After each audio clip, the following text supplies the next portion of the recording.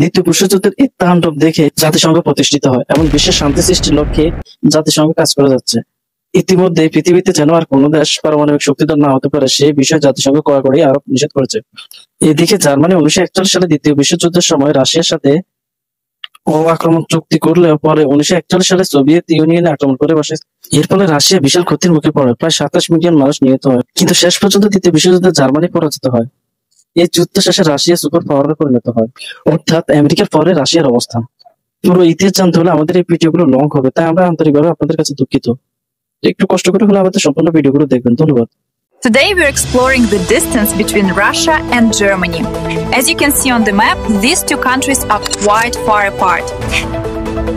Russia এমন একটি দেশ, এই দেশ সম্পর্কে জানে না পৃথিবীতে এমন জনসংখ্যা খুবই বিরল, অথবা এই নাম শুনেনি এমন মানুষ পাওয়া দুঃসাধ্য। রাশিয়া এবং রুশিয়া, আপনি যে নামে ডাকেন না কেন, দেশটি সরকারিভাবে রুশ ফেডারেশন নামে পরিচিত। রাশিয়া ভৌগোলিকভাবে পূর্ব ইউরোপ এবং উত্তর এশিয়ার মধ্যে অবস্থিত। দেশটি বিশ্বের সবচেয়ে বৃহত্তম দেশ হিসেবে পরিচিত। সোভিয়েত ইউনিয়ন 1991 সালে ভেঙে যাওয়ার পর রাশিয়া একটি রাষ্ট্র হিসেবে আত্মপ্রকাশ করে। দেশটির রাজধানী মস্কো, সরকারি ভাষা রুশ, স্বীকৃত ভাষা 35টি। দেশটির 2021 সালের রিপোর্ট অনুযায়ী রুশ হচ্ছে 71.7%, ইউনিয়ন হচ্ছেন 3.2%, 1.1% চেচেন, 1.1% বস্কির, 22.9% অন্যান্য। বিশাল এলাকা জুড়ে বিস্তৃত রাশিয়া বিভিন্ন প্রদেশে বিভক্ত, আর এর জন্য এই দেশে যুক্তরাষ্ট্রীয় সরকার ব্যবস্থা বিদ্যমান। রাশিয়ার উত্তর পশ্চিম থেকে দক্ষিণ পূর্ব পর্যন্ত Norway, Finland, Estonia, Latvia, Lithuania, Belarus, Ukraine, Georgia, Azerbaijan, Kazakhstan, চীন, মঙ্গোলিয়া ও উত্তর কোরিয়ার সাথে সীমান্ত আছে। দেশটির অক্তস্ক সাগরের মাধ্যমে জাপানের সাথে ও বেরিং প্রণালীতে মার্কিন যুক্তরাষ্ট্রের আলাস্কার সাথে সামুদ্রিক সীমানা রয়েছে। রুশ অথবা রাশিয়া যাই বলুন না কেন, এটি বিশ্বের বৃহত্তম দেশ, যার রয়েছে পৃথিবীর মোট আয়তনের জমির 1/8। দেশটির মোট ভৌগোলিক আয়তন 17,75,04,000 বর্গ কিলোমিটার, অথবা 65,92,800 বর্গ মাইল। রাশিয়া বিশ্বের 9ম জনবহুল দেশ, যেখানে 2012 হিসাব অনুযায়ী 143 মিলিয়ন লোক বসবাস করে। দেশটি জাতিসংঘের নিরাপত্তা পরিষদের স্থায়ী সদস্য এবং বিশ্বের পারমাণবিক শক্তির শীর্ষ 5 দেশের অন্যতম একটি দেশ। আমরা আপনারা সকলে বৈকাল দিক সম্পর্কে জানি, অর্থাৎ বৈকাল লাইক সম্পর্কে জানি। এটির উৎস কোথায় জানেন? রাশিয়া। রাশিয়ার উত্তাল পর্বতমালা ইউরোপ ও এশিয়াকে পৃথক করেছে। বন্ধুগণ, মূলত রাশিয়ার ব্যাপক খনিজ ও জ্বালানি সম্পদ বিশ্বের বৃহত্তম মজুতদার দেশ হিসেবে তৈরি করেছে। এটি বিশ্বের সর্বোচ্চ তেল ও গ্যাস উৎপাদনকারী দেশ। রাশিয়া পারমাণবিক শক্তি সম্পূর্ণ 5টি স্বীকৃত দেশের মধ্যে একটি। এই দেশটির কাছে বিশ্বের বৃহত্তম এবং সর্বাধুনিক অস্ত্র ভান্ডার রয়েছে। রাশিয়া এমন একটি দেশ, এই দেশটি যে কোনো সময় যে কোনো দেশের সাথে যুদ্ধে লিপ্ত হওয়ার সক্ষমতা রাখে। দেশটি জাতিসংঘের নিরাপত্তা পরিষদের স্থায়ী সদস্য এবং G8, G20, the council of Europe, the Asia Pacific economic cooperation Shanghai সহযোগিতা সংস্থা, ইউরোপীয় অর্থনৈতিক কমিউনিটি, ইউরোপীয় নিরাপত্তা সংগঠন কাউন্সিল, OSCE ও বিশ্ব বাণিজ্য সংস্থার সদস্য। দেশটি কমনওয়েলথের অন্যতম সদস্য। যখন সোভিয়েত ইউনিয়নের পতন হয়, ঠিক তখনই পরিকল্পিত অর্থনৈতিক ব্যবস্থার অবসান ঘটে। আর এই দেশের বর্তমান জামাত রাষ্ট্রপতি ভ্লাদিমির পুতিন, প্রধানমন্ত্রী মিখাইল মিশুস্তিন, রুশ ফেডারেশন কাউন্সিলের চেয়ারম্যান ভ্যালেন্টিনা মার্বিয়েনকো। দেশটির আইনসভার নাম ফেডারেশন সভা, উচ্চকক্ষ ফেডারেশন পরিষদ, নিম্নকক্ষ স্টেট দুমা। দেশটির জিডিপি 2015 সালের সূচক অনুযায়ী 1.176 ট্রিলিয়ন মার্কিন ডলার। অপরদিকে দেশটির মাথাপিছু আয় 8,184 মার্কিন ডলার। দেশটির টাকা অথবা মুদ্রার নাম রুবল। কিয়েভ এবং রুশ। আধুনিক রাশিয়ার সূচনা হয় এখান থেকে। কিয়েভ শহর বর্তমান ইউক্রেন ছিল এর কেন্দ্র। রুশ দেশটি একসময় গোল্ডেন রুট অর্থাৎ মঙ্গোল সাম্রাজ্যের অধীনে ছিল, কিন্তু 19 শতকে রাশিয়ানরা কয়েক ডজন বিজিত জনগণের বিরুদ্ধে রাশিয়াকরণের এক নিষ্ঠুর নীতি অনুসরণ করেছিলেন। আমাদের রবি ঠাকুর একবার সোভিয়েত ইউনিয়ন ঘুরতে চান এবং তিনি সোভিয়েত ইউনিয়ন দেখে বলেছিলেন যে স্বর্গ দেখে এলো। ওই সময় এটি অত্যন্ত শক্তিশালী দেশ হিসেবে আত্মপ্রকাশ করে, যেটি দ্বিতীয় বিশ্বযুদ্ধের সময় সোভিয়েত ইউনিয়ন নামে পরিচিত ছিল।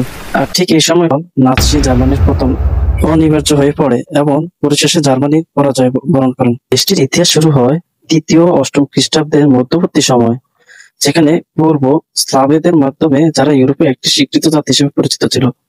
এর পরবর্তীতে বারানচিয়ান যুদ্ধ ও তাদের বংশধরদের দ্বারা প্রতিষ্ঠিত ও শাসিত হয় এবং 9ম শতকে দেশটির উত্থান শুরু হয়।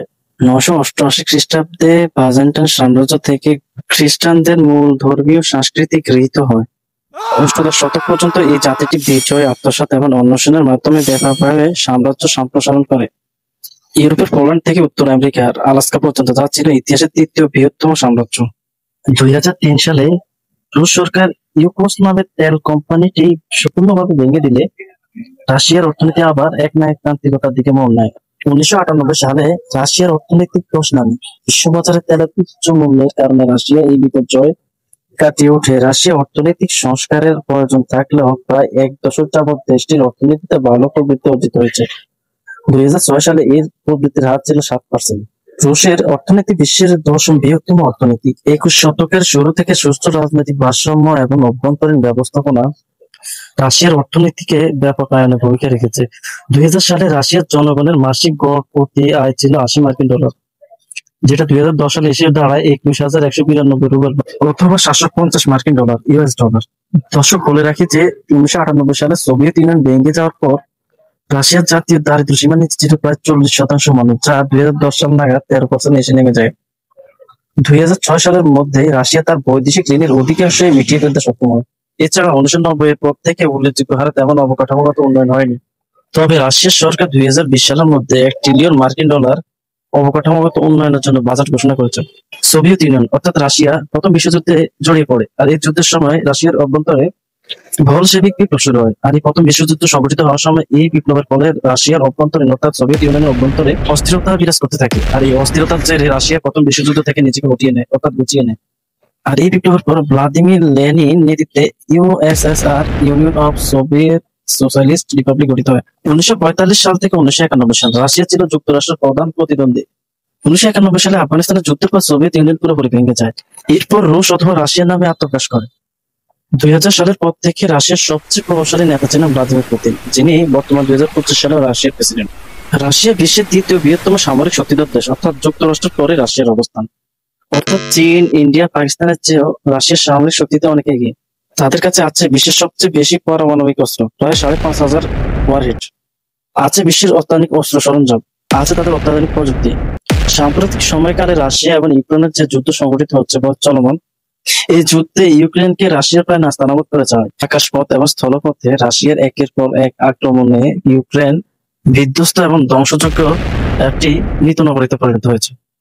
সাম্প্রতিক সময় রাশিয়া এবং ইউক্রেনের মধ্যে যে যুদ্ধ সংঘটিত হয়, এই যুদ্ধের ফলে আমেরিকা রাশিয়ার উপর স্যাংশন আরোপ করে, অর্থাৎ নিষেধাজ্ঞা আরোপ করে। আর এই নিষেধাজ্ঞার ফলে রাশিয়া কিছুটা অর্থনৈতিকভাবে চাপে পড়ে যায়। কিন্তু রাশিয়ার সাথে চীন, ভারত, পাকিস্তান এবং আরব দেশগুলোর সাথে বাণিজ্যিক সুসম্পর্ক রয়েছে। রাশিয়াতে এমন এমন শহর আছে যেখানে প্রায় -40 ডিগ্রি পর্যন্ত তাপমাত্রা নেমে যায়। মহাকাশে সর্বপ্রথম মানুষ পাঠায় রাশিয়া। 1961 সালে ইউরি গ্যাগরিন রাশিয়া থেকে সর্বপ্রথম মহাকাশে যান।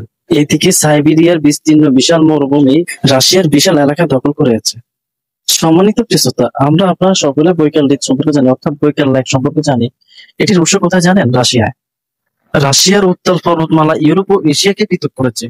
এদিকে আর্কটিক অঞ্চলটি রাশিয়ার বরফাচ্ছন্ন ভূমি হিসেবে পরিচিত, কিন্তু এর মধ্যে রয়েছে প্রায় প্রাকৃতিক গ্যাস ভান্ডারের 1/3। এবার চলুন প্রাকৃতিকগতভাবে রাশিয়ার কিছু বৈশিষ্ট্য আলোচনা করি। কাস্পিয়ান সাগরের আশেপাশে মরুভূমি এবং আধা মরুভূমি। অপরদিকে রাশিয়ার আরেকটি অঞ্চল আছে, অঞ্চলটি আর্কটিক তুন্দ্রা অঞ্চল। এখানে বৃষ্টিপাত খুবই কম হয়, তাই এই কারণে কার্যত মরুভূমি হিসেবে এটিকে বিবেচনা করা হয়। উরাল ও আলতাই পর্বতমালা হচ্ছে রাশিয়ার প্রধান পর্বতমালাগুলোর একটি।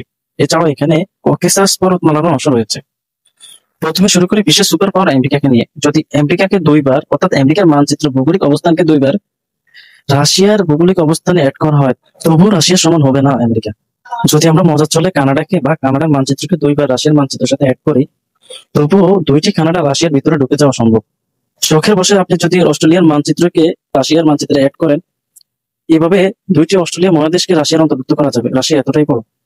আপনারা যারা বাংলাদেশী, তারা হয়তো ভাবেন যে ভারত অনেক বড় দেশ। ভারত আমাদের বাংলাদেশ চেয়ে অনেক বড় দেশ ভৌগোলিক অবস্থানে, কিন্তু আপনি জানলে অবাক হবেন যে ভারতের 2 থেকে 3টি মানচিত্র যদি রাশিয়ার মানচিত্র অ্যাড করা হয়, তবুও দেখবেন যে রাশিয়া অনেক বড়। ইভেন কি আপনি যদি চীনের কথা ধরেন, চীনকে যদি রাশিয়ার মধ্যে অ্যাড করা হয়, তারপরে দেখবেন যে রাশিয়া চীনের তুলনায় অনেক বড়। রাশিয়া এতটাই বড়, রাশিয়া নিজে পৃথিবীর বৃহত্তম একটি মহাদেশ। তবে আফসোসের বিষয় হচ্ছে রাশিয়াকে বৃহত্তর মহাদেশ হিসেবে ঘোষণা না দিয়ে রাশিয়ার কিছু অংশে এশিয়া মহাদেশ এবং কিছু অংশে ইউরোপ মহাদেশের অন্তর্ভুক্ত করা হয়। এবার একটু মজার চলে ব্রাজিলের সাথে তুলনা করা যায়। যদি ব্রাজিলকে রাশিয়ার ভৌগোলিক অবস্থানের সাথে যোগ করা হয়, তাহলে এরকম 2টি ব্রাজিলকে অনায়াসে রাশিয়ার সাথে যোগ করা সম্ভব। সময়টা তখন ছিল 1803 খ্রিস্টাব্দ থেকে 1815 খ্রিস্টাব্দ।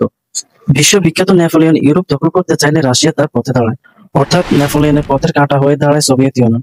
1812 সালে নেপোলিয়ন বিশাল সেনা নিয়ে সোভিয়েত ইউনিয়ন অর্থাৎ রাশিয়ার দিকে অগ্রসর হয়, কিন্তু ঠান্ডা আবহাওয়া ও রাশিয়ান কৌশলে ভয়ঙ্কর ক্ষতির মুখে পড়ে নেপোলিয়ন, যার ফলে নেপোলিয়ন প্রাকৃতিকভাবে ঠান্ডা আবহাওয়ার বাধার মুখে পতিত হয় এবং এর ফলে -40 ডিগ্রি তাপমাত্রা সহ্য করতে না পেরে নেপোলিয়নের অনেক সৈন্য মৃত্যুবরণ করেন এবং সোভিয়েত ইউনিয়ন কৌশলে নেপোলিয়নকে পরাজয় ও ক্ষতির মুখে ফেলে দেয়। এবার একটু সংক্ষেপে ক্রিমিয়ান যুদ্ধ সম্পর্কে আলোচনা করা যায়।